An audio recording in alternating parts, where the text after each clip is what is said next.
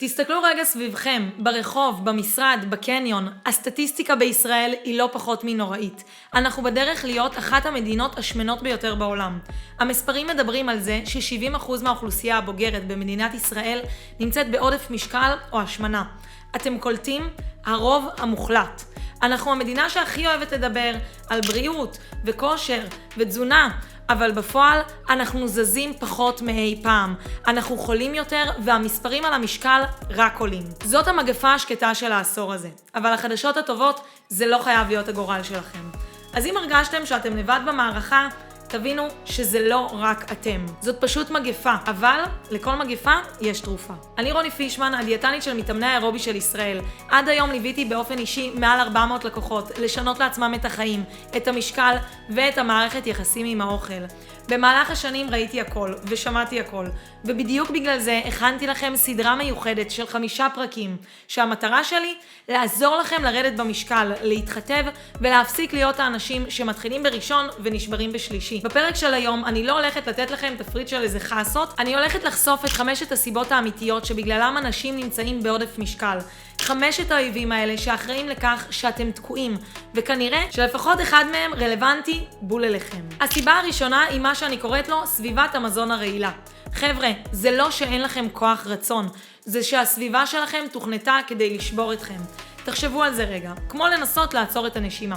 אתם יכולים להחליט לא לנשום לחצי דקה, אולי לדקה, אולי גם ל5 דקות, אבל בסוף הגוף שלכם יכריח אתכם לקחת אוויר בבת אחת, נכון? המנגנון הביולוגי הזה חזק מהכוח רצון שלנו, ובתכלס אותו הדבר קורה עם אוכל, וזה לא מקרי. תעשיית המזון משתמשת בפסיכולוגיה מתוחכמת כדי לגרום לנו לאכול יותר. האוכל של היום הוא לא סתם טעים. האוכל של היום מהונדס במעבדות על ידי מדענים כדי להיות טעים בצורה קיצונית. כן, זה השם של זה, טעים בצורה קיצונית. הם מצאו את השילוב המדויק של סוכר, שומן ומלח שגורם למוח שלנו לשחרר דופמין בכמות גבוהה. ממש כמו בסמים, לעקוף את מנגנוני הסובה הטבעיים שלנו. אתם אוכלים ואתם לא מסוגלים להפסיק, גם כשאתם שבעים. בנוסף, אנחנו חיים בזמינות אינסופית. פעם אוכל היה רק במטבח או בשוק, והיום הוא נמצא בכל מקום. בתחנות דלק, שפעם מכרו רק דלק, בחנויות בגדים, בבתי מרקחת, במשרדים ובמכונות אוטומטיות שנמצאות בכל פינה. אנחנו מקפים בגירויים, אכילה 24/7.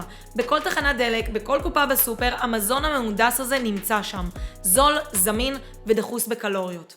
אתם לא רק נלחמים בתיאבון שלכם, אתם נלחמים במכונת השיווק המשומנת ובביולוגיה שלכם. הדמות השנייה בסיפור שלנו הוא הכיסא. מה? כן, הכיסא. העולם המודרני גורם לנו לא לזוז והופך אותנו להיות פשוט בטטות. אנחנו עולים במעלית לקומה ראשונה ונוסעים באוטו למכון כושר רק כדי ללכת שם על הליכון. זה נשמע לכם הגיוני? כי לי ממש לא. הבעיה היא שברוב ה-23 שעות שנשארו לנו ביממה, אנחנו פשוט פסלים נושמים. האורח חיים היושבני הזה הוא פשוט קטסטרופה למשקל שלכם. פעם כדי לאכול היינו צריכים לצוד, היינו צריכים לעבוד בשדה, והיום אנחנו רק מזיזים את האצבע על המסך והאוכל פשוט מגיע לנו לדלת. רוב האנשים לא זזים, אנחנו יושבים באוטו בפקקים, יושבים במשרד, יושבים מול הנטפליקס בערב. הגוף שלנו בנוי לתנועה, וכשאנחנו לא זזים אנחנו פשוט שורפים פחות קלוריות. אבל זה לא רק העניין של לשרוף פחות קלוריות באימון, זה עניין של אורח חיים היושבני שמנוון אותנו. אנשים חושבים ששעה במכון מכסה 12 שעות של ישיבה, וזאת טעות קריטית. הסיבה השלישית היא משהו שאני רואה אצל כל הלקוחות שמגיעים אליי לקליניקה. שיתוק מרוב אפשרויות. תחשבו מה קורה כשאתם פותחים אינסטגרם או טיק טוק. תוך 30 שניות אתם מקבלים 10 סתירות שונות.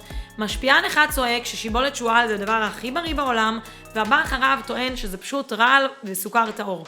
אחד נשבע שצום של 16 שעות הולך להציל אתכם, אבל בשנייה האחרת אומרים שזה הורס לכם את ההורמונים ושאתם חייבים לאכול ארוחת בוקר. זה פרדוקס הבחירה על סטרואידים. אנחנו עומדים במטבח ומפחדים לאכול פאקינג תפוח. אולי כי זה משמין, אולי כי זה מעלה אינסולין, אולי כי זה לא פלאו. מרוב שיטות וטרנדים איבדנו את ההקשבה לגוף שלנו והתחלנו להקשיב לכל מיני גורים של תזונה.